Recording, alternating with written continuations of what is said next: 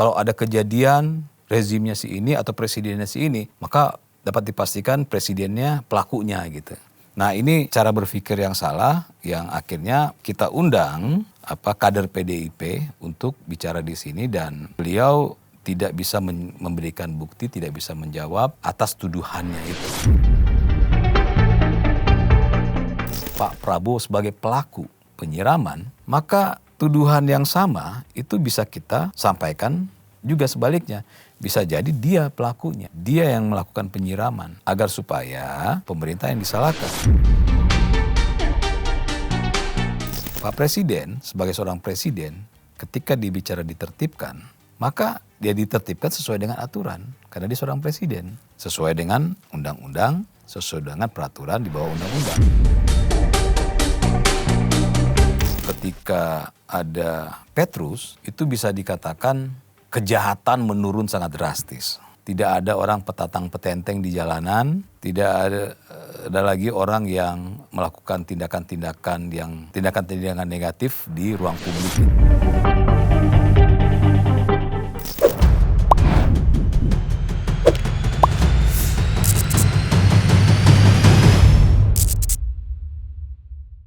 Halo pemirsa OTT On The Table, kembali bersama saya Teddy Gusnaidi. Kali ini saya mau menanggapi komentar-komentar dari para pemirsa yang sudah menonton video saya ya, dalam podcast dengan Bang Firman Tendri. Ya, beliau adalah kader PDIP yang sempat viral ya ketika beliau menyatakan bahwa Pak Prabowo adalah pelaku ya dari penyiraman air keras terhadap karyawan LSM. Jadi karena pernyataannya itu akhirnya kita mengundang, kita ingin tahu kenapa sih ya beliau membuat pernyataan seperti itu di publik, bahkan jelas-jelas menyebutkan nama Pak Prabowo sebagai pelaku dari penyiraman air keras itu. Jadi saya ya kebetulan yang menjadi host saat itu, ya saya menanyakan apa buktinya sampai Bang Tendri ini menyampaikan ke publik bahwa pelakunya Pak Prabowo. Silakan saja ya, pemirsa yang belum menonton untuk menonton di channel cumi-cumi.com, podcast OTT ya antara saya dengan Bang Tendri, Bang Firman Tendri. Videonya itu berjudul Panas. Ya, dicecar Teddy Gusnaidi, kader PDIP ini bicara keras soal Prabowo. Jadi yang belum menonton silakan ditonton. Saya terus kejar beliau untuk menjawab terkait tuduhannya kepada Pak Prabowo sebagai pelaku penyiraman air keras terhadap karyawan LSM. Sampai selesai podcast itu belum ada jawaban yang jelas dari beliau, tapi cukup unik ya jawaban-jawaban beliau dan cukup menarik untuk disimak gitu. Nah dari video tersebut ada beberapa komentar dari pemirsa yang sudah dikumpulkan oleh tim untuk ditanggapi oleh saya. Saya langsung aja ya. Yang pertama itu ada dari Adenusa 2377. Kata Adenusa, jika Presiden Prabowo tidak akan maju, lalu bagaimana ketika bosmu waktu menjabat presiden? Apa kemajuan Indonesia yang dikerjakan oleh bosmu? Bosmu ini adalah bosnya Bang Firman Tendri, yaitu Ibu Megawati Soekarno Putri. Beliau pernah menjadi Presiden Republik Indonesia di tengah jalan menggantikan Gus Dur gitu. Nah jadi sebenarnya saya tidak mau membandingkan antara presiden satu dengan yang lain. Kenapa? Karena di setiap era itu pasti ada permasalahan yang baru ya, permasalahan baru yang tentu ditangani dengan cara masing-masing oleh setiap presiden tapi tujuannya adalah sesuatu yang positif ya. Yang pasti apa yang dilakukan oleh Pak Prabowo hari ini itu sesuatu yang sama sekali tidak ada korelasinya dengan apa yang dituduhkan oleh beberapa pihak termasuk Bang Firman Tendri ini. Jadi di zamannya Ibu Megawati ada kasus Munir juga. Nah pertanyaannya, kalau kasus Munir itu ya, atau kasus siapapun ya, itu dituduhkan pelakunya adalah presiden, maka Firman Tendri harusnya di kasus Munir itu bicara secara terang-terangan ke publik bahwa pelakunya adalah Megawati Soekarno Putri. Ya, saya menggunakan logika yang sama. Ketika Pak Prabowo, di zaman Pak Prabowo, ada penyiraman terhadap karyawan LSM, lalu Bang Firman Tendri langsung menyalahkan, bahkan bukan menyalahkan, menuduh Pak Prabowo sebagai pelakunya, maka harus dengan konsep yang sama, beliau harus juga menuding bahwa Megawati Soekarno Putri adalah pelaku dari kasusnya Munir gitu. Ya, jadi, tapi kan akhirnya nggak ada yang selesai kalau begitu. Setiap orang akhirnya saling menyalahkan. Oh, akhirnya ditemukan lagi ada kejadian di zaman Pak SBY, apakah Pak SBY pelakunya? Di zaman Pak Jokowi ada kejadian juga, apakah Pak Jokowi pelakunya? Ya. Jadi nggak bisa selalu menyamaratakan bahwa kalau ada kejadian rezimnya si ini atau presidennya si ini, maka dapat dipastikan presidennya pelakunya gitu.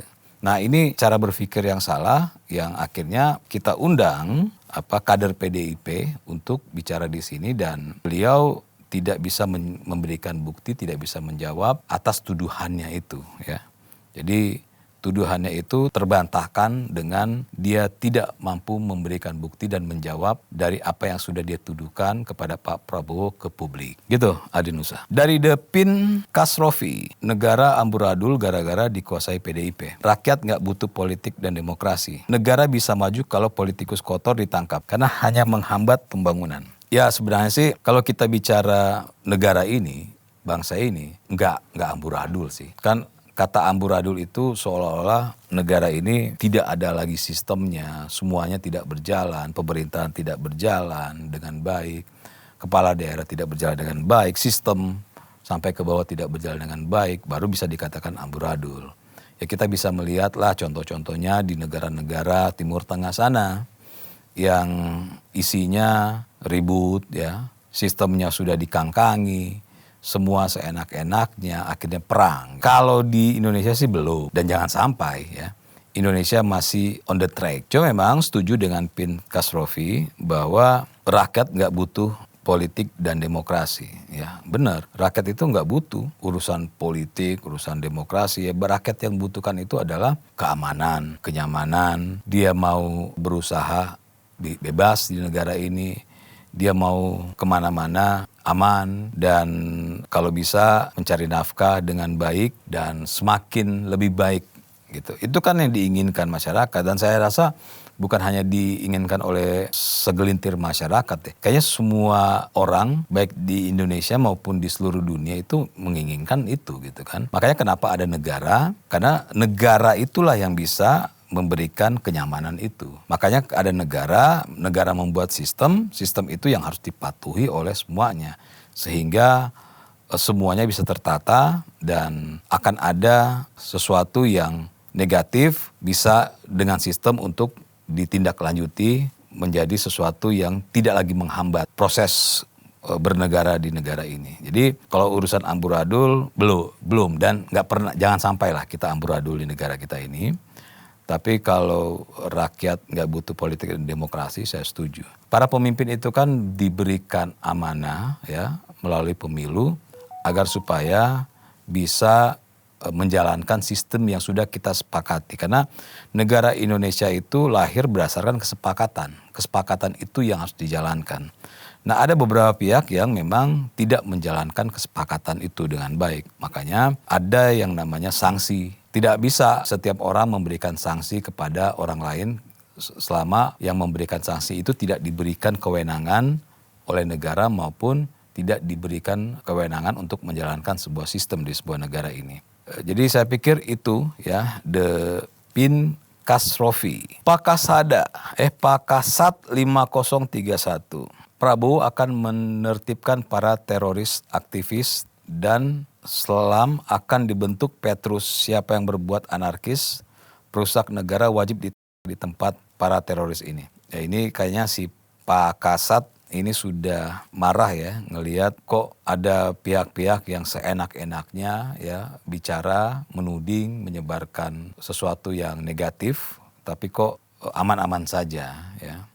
Makanya dia ingin dibentuk Petrus kayak di Orde Baru. Ya soal Petrus itu sih saya cerita sedikit ya, saya cuma dengar ya dari cerita-cerita om-om saya, orang tua saya gitu kan. Bahwa saat itu ketika ada Petrus itu bisa dikatakan kejahatan menurun sangat drastis. Ya, menurun sangat drastis, tidak ada orang petatang petenteng di jalanan, ya. Tidak ada lagi orang yang melakukan tindakan-tindakan negatif di ruang publik gitu kan. Jadi saat itu benar-benar terjadi ketakutan, tapi ketakutan bagi pelaku tindak pidana atau orang-orang yang ingin berbuat negatif, tapi bagi masyarakat itu seperti mendapatkan tambahan kenyamanan ya, bahwa mereka merasa aman keluar, apalagi di daerah-daerah yang dianggap daerah-daerah yang banyak terjadi tindak pidana, itu masyarakat merasakan kelegaan lah ya. Jadi ada kenyamanan tersendiri ketika ada Petrus itu. Tapi kan kita tidak bisa lagi untuk melakukan hal seperti itu. Pak Prabowo ya, itu tidak mungkin akan melakukan hal seperti itu. Karena beliau sekali lagi dibatasi oleh aturan-aturan yang tidak bisa beliau langgar gitu. Nah, dan pemerintah itu kan tidak dalam posisi melakukan tindakan langsung. Pak Presiden itu ya dia adalah pimpinan tertinggi di negara ini. Dia adalah orang yang memastikan bahwa sistem di negara ini berjalan dengan baik. Dan beliau meluruskan sesuatu yang tidak berjalan sesuai dengan aturan yang semestinya gitu. Makanya kenapa ketika Pak Prabowo dilantik sudah mulai ya ada pihak-pihak yang melakukan hal-hal yang tidak dapat dibenarkan di institusi-institusi itu dibersihkan. Ada orang-orang yang selama ini tidak bisa tersentuh oleh hukum akhirnya tersentuh. Ada pihak-pihak yang melakukan tindakan-tindakan yang tidak nyaman, yang belum begitu disentuh oleh aparat. Nah, aparat mulai diingatkan untuk melakukan tindakan-tindakan yang bisa memberikan kenyamanan dan keamanan bagi masyarakat. Pak Prabowo kan baru 1,5 tahun ya, jadi ya kita biarkan ya proses ini berjalan dan tentu masyarakat tetap harus terus mengingatkan pemerintah, kritik boleh tapi jangan juga sampai akhirnya menyebarkan informasi-informasi yang tidak dapat dibenarkan. Begitu Pak Kasat. Dari Mugi Beps 8927, kata Mugi Beps, jangan-jangan yang nyiram grup-grup lain. Terus yang disalahkan pemerintah. Ini lagu lama. Orang-orang punya duit gampang Pak berbuat kayak gitu. Saya aja kalau banyak duit gampang berbuat begitu. Dari Mugi Beps. Ya jadi Mugi Beps ya, ini kan salah satu yang menonton diskusi saya dengan Bang Firman ya. Bagi pemirsa yang belum nonton silakan ditonton. Itu saya mengatakan bahwa bisa saja atau bisa jadi pelakunya itu adalah orang-orang yang memang tidak menyukai negara ini, tidak menyukai pemerintah saat ini. Bahkan saya mengatakan bisa saja yang melakukan penyiraman itu adalah narasumber saya, yaitu Firman Tendri. Tujuannya adalah dia melakukan tindakan biadab itu agar supaya pemerintah yang disalahkan. Nah makanya kalau kalian menonton itu saya kejar Bang Firman Tendri. Saya katakan bisa saja Anda yang melakukan penyiraman terhadap pekerja LSM itu. Sangat bisa saya bilang. Dia akuin ya sangat mungkin terjadi. Dan saya bilang sangat bisa jadi dia dibayar. Jadi Bang Firman Tendri ini, kader PDIP ini dibayar oleh pihak asing untuk melakukan penyiraman terhadap pekerja LSM tersebut. Ya beliau mengatakan ya mungkin bisa terjadi seperti itu. Nah kenapa saya mengatakan seperti itu? Karena ketika beliau bisa seenaknya menuduh Pak Prabowo sebagai pelaku penyiraman, maka tuduhan yang sama itu bisa kita sampaikan juga sebaliknya. Bisa jadi dia pelakunya, dia yang melakukan penyiraman agar supaya pemerintah yang disalahkan. Kita harus sepakat bahwa ini tindakan biadab. Siapapun pasti akan mengatakan ini tindakan biadab. Tapi siapa pelakunya itu lebih biadab lagi. Atau siapa otaknya itu lebih biadab lagi. Makanya saya kejar, mana buktinya tuduhan Anda bahwa Pak Prabowo yang melakukan penyiraman. Nah itu tidak pernah terjawab sampai podcast berakhir gitu kan. Jadi beliau malah menjawab ke sana dan kemari.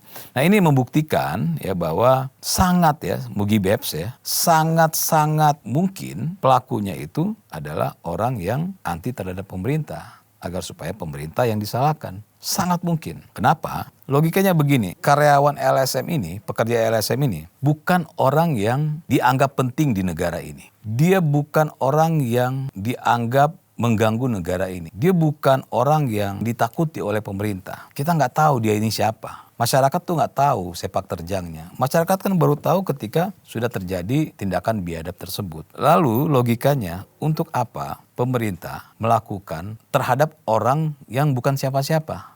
Orang yang tidak pernah dilirik oleh pemerintah, orang yang tidak pernah dianggap oleh pemerintah, lalu pemerintah melakukan tindakan biadab. Kan secara akal sehat nggak masuk gitu ya. Sedangkan masih begitu banyak orang-orang yang menyerang atau mengkritisi, bahkan bukan hanya mengkritisi, tapi memfitnah, memaki pemerintah, itu lebih dikenal, lebih terkenal, lebih dahsyat, itu aman-aman saja. Jadi kalau pakai akal sehat, harusnya logika sehat adalah kita itu menyingkirkan sesuatu yang memang dianggap menjadi sandungan kita.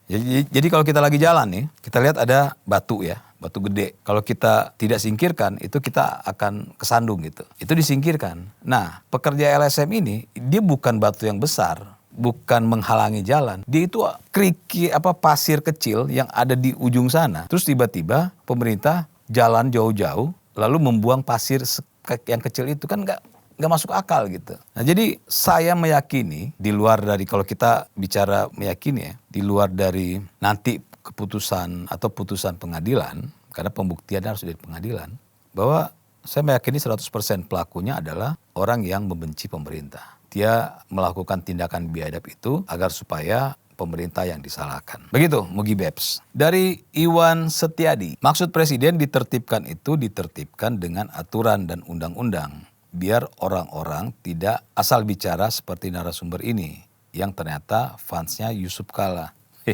Jadi gini, saya sempat mempertanyakan tafsiran mereka. Apakah di sekolah itu ada kata tertib? Harus tertib berlalu lintas diajarkan di sekolah. Harus tertib datang ke sekolah. Dan ada kalau di sekolah kita zaman dulu itu ditertibkan. Orang-orang yang misalnya tidak potong rambut gitu kan. Atau datangnya terlambat. Apa ditertibkannya? Ya ditertibkannya sesuai dengan aturan di sekolah itu. Misalnya aturan di sekolah itu ditertibkan dengan cara dihukum berdiri di depan kelas. Atau ditertibkan dihukum ya untuk membersihkan WC sekolah gitu kan.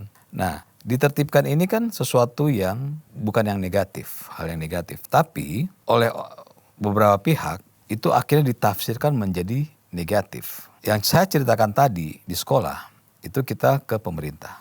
Pak Presiden sebagai seorang presiden ketika dibicara ditertibkan, maka dia ditertibkan sesuai dengan aturan. Karena dia seorang presiden. Sesuai dengan undang-undang, sesuai dengan peraturan di bawah undang-undang. Apa ditertibkan? Misalnya ada pengamat menyebarkan informasi yang tidak benar. Yang akhirnya menjadi polemik di masyarakat. Perlu nggak dia ditertibkan? Sangat perlu. Karena berdasarkan undang-undang dan peraturan yang ada, apa yang dia lakukan itu melanggar undang-undang, melanggar peraturan. Maka dia harus ditertibkan secara hukum. Pemerintah akan menertibkan orang-orang seperti itu. Lalu ada pengamat yang mengkritik pemerintah berdasarkan logika dan data yang dia punya. Nah itu tidak bisa ditertibkan. Karena ada undang-undang yang melindunginya. Kebebasan berpendapat. Lalu misalnya ada orang yang ikutan demo gitu kan. Ada pengamat yang ikutan demo menyuarakan tuntutan. Nah itu pun tidak bisa ditertibkan karena ada undang-undangnya. Undang-undang terkait kebebasan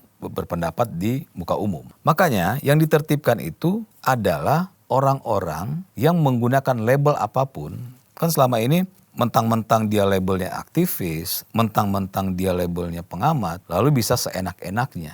Nah itu nggak bisa.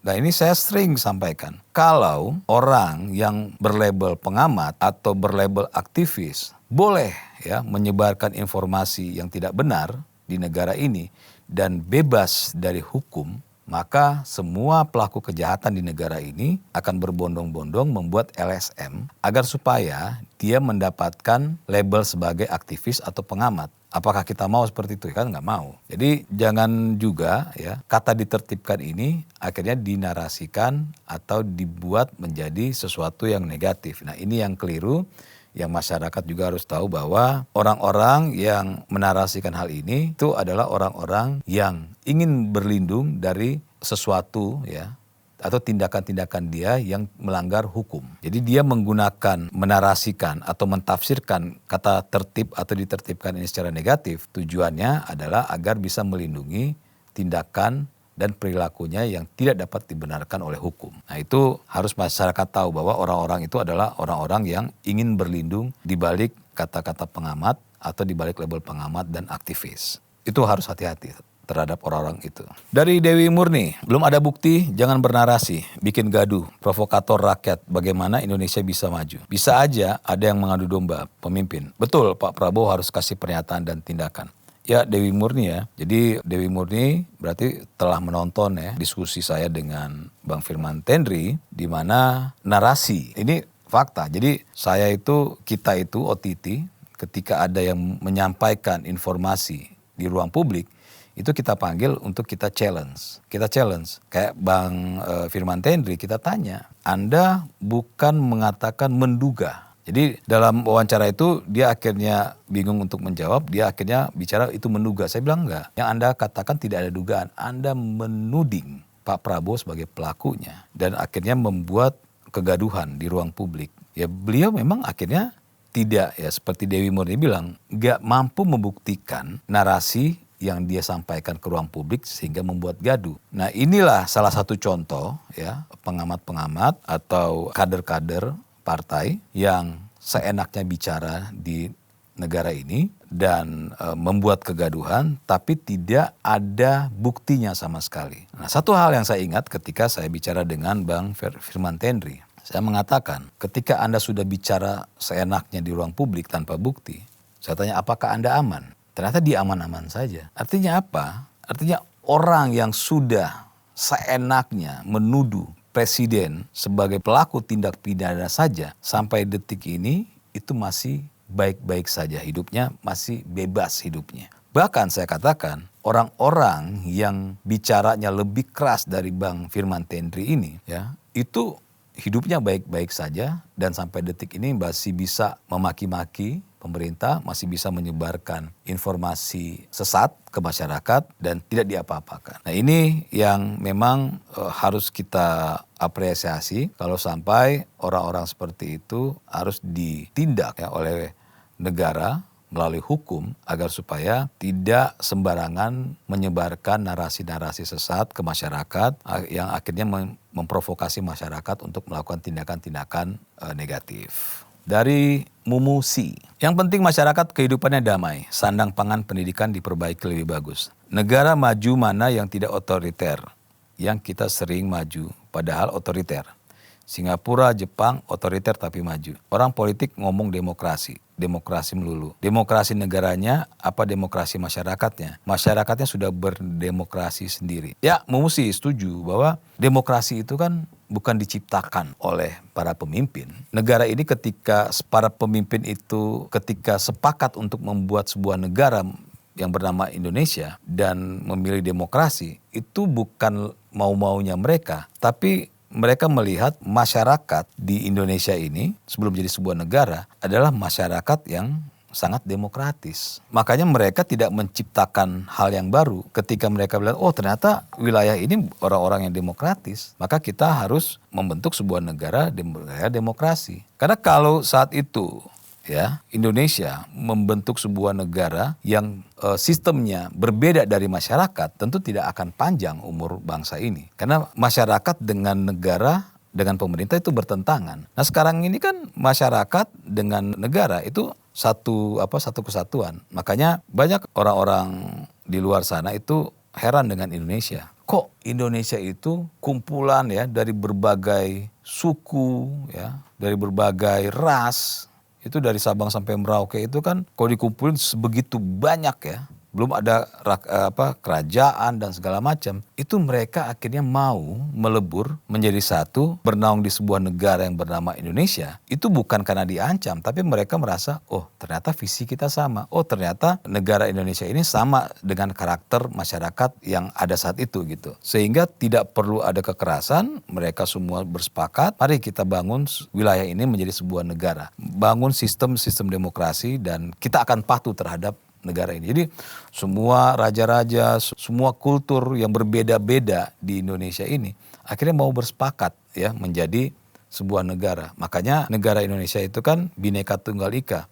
Kita berbeda-beda, jadi dari ujung sampai ujung itu beda-beda semua. Tapi bisa satu karena dari perbedaan itu ternyata kehidupan masyarakat yang berbeda-beda itu sama. Semuanya adalah orang-orang yang demokratis, yang saling ya bahu-membahu, yang saling bekerja sama, sehingga ketika founding father bersepakat membentuk sebuah negara, tidak perlu tunggu lama, dari Sabang sampai Merauke menyatakan ayo bareng-bareng kita bangun sebuah negara dan kita patuh terhadap sistem negara demokrasi ini. Gitu, Musi. Oke, saya pikir cukup ya. Beberapa komentar itu sudah mewakili dari banyak komentar yang masuk dari video diskusi saya dengan kader PDIP, Bang Firman Tendi. Saya pikir cukup dan terima kasih. Pasti kita pengen ekspresinya. Mengedepankan estetika. Jelas tadi mendengarkan.